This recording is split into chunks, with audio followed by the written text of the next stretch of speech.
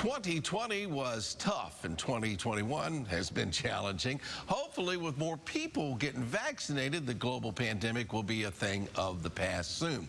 Now's the time to start freshening up some of those interpersonal skills as we've grown accustomed to Zoom life. Our great friend of the show, former United States Marine and mental toughness expert Eric Rittmeyer shares some insights. Yeah, Eric, you're not going to be able to talk to folks in your boxer shorts anymore. You actually have to put pants on from now on, and that's just step one.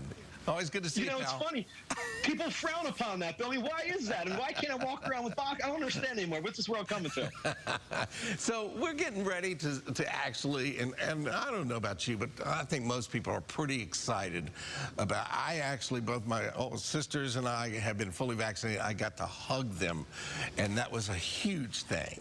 So where do we start with when we start to see people for the first time?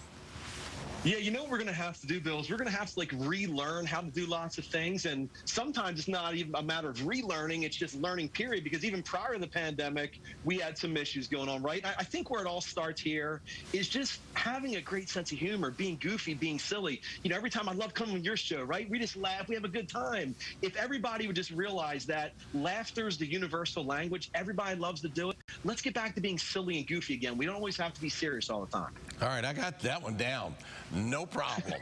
All right, check that one off. The interview's over. We're done. I got 100% on this one. All right, so have a great sense of humor is huge, and I think that's for everybody. What's next, Eric?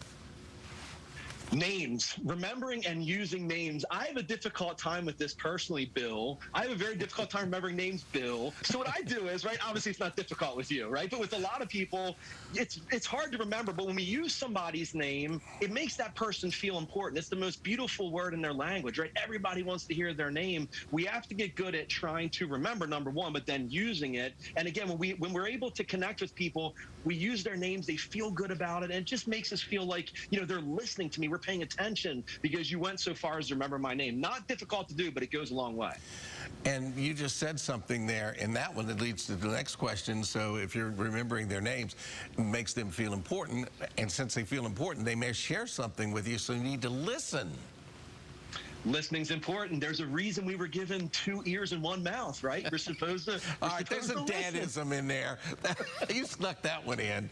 I can't live without it, Bill. How am I going to come on here and not do something with the dadism? I have to, right? But here's the problem as a society, and again, this is pre-pandemic as well. We listen with the intent to reply, not with the intent to understand. So when we enter into these conversations, what a lot of people do is they're listening just long enough to formulate their reply. Once they have their reply, everything that's said after that becomes Charlie Brown talk, and then they wait for that microsecond of a breaking conversation to jump in with the reply. Then the person comes back. We listen just long enough to formulate. So we have to get much better at listening truly with the intent to understand that person. Was he talking? Oh, I'm sorry. I got distracted. You scared me for a second. Come on, don't do that to me. All right, so, and then staying focused is the next one, right?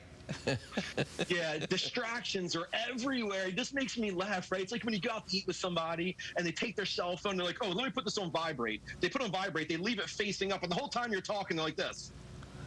It's like, come on, like it's not, you know, what's the sense? If you really, really want to make somebody feel important, if you really want to make them feel like your world is revolving around them, take the phone, turn it off, and stuff it in your bag. Leave it off the table, leave it in the car. We can't be without our phones for 2 seconds these days. When you tell somebody that they're more important than your phone, it's automatic likeness right off the get-go. All right, I'm going to tell you something that happened to me last week, and it didn't go very well at all. I was in a store, and the guy behind the counter was talking on the phone. So I'm patiently waiting him to finish the phone. He hung up. Before I could speak, the phone rang, and he picked it up. And I went, human standing here waiting to spend money. They're not here. And he looked at me like I was nuts, but he put the phone down. Yeah, you got to stay focused in there. And when you just went with that story, Bill, when you said a story, I thought you were going to talk about something being out in boxer shorts out in public. So I'm glad to hear it was somebody was talking on their phone. I'm refreshed to know it was somebody's talking on their phone. All right. What is your emotional vocabulary? What does that mean, pal? Yeah, so getting deep into our emotion, I call this a feelings vocabulary. So unfortunately, we just don't have these skills that allow us to properly assess our feelings. Mental toughness is all about emotional control. And when we're able to get control of our emotions and express our emotions, we're able to analyze conversations in real time. So we can pick up on people if they're happy, if they're sad, if they're angry, all these things, we can pick up on it, and then we can interact with that person based on how we assess their feelings. As humans, again, we get no training on this, so we're just like totally oblivious, like the guy behind the counter with a cell phone. Zero self-awareness, right? Just none. In our relationships, we have to get better at establishing this feelings vocabulary so we can connect much deeper with everyone we meet. Not just our deep relationships, people in the grocery store, everybody we meet, make them feel good. Goofy, be silly, connect with them emotionally. Yeah, and you're right, because we've all gotten to get the Zoom thing where we're not really, you know, in touch with people. We're just kind of doing what we need to do. And so that human part is huge. Eric, I always learn something from you, buddy. Appreciate it. Me too, Bill. Appreciate the boxer shorts. Thanks for having me. I'll see you next time. Thank you. See my pants. Don't stand up. All right. Pleasure talking with Eric. For more information on Eric Rittmeyer, we'll post a link to our website later today at WTVR.com/VTM.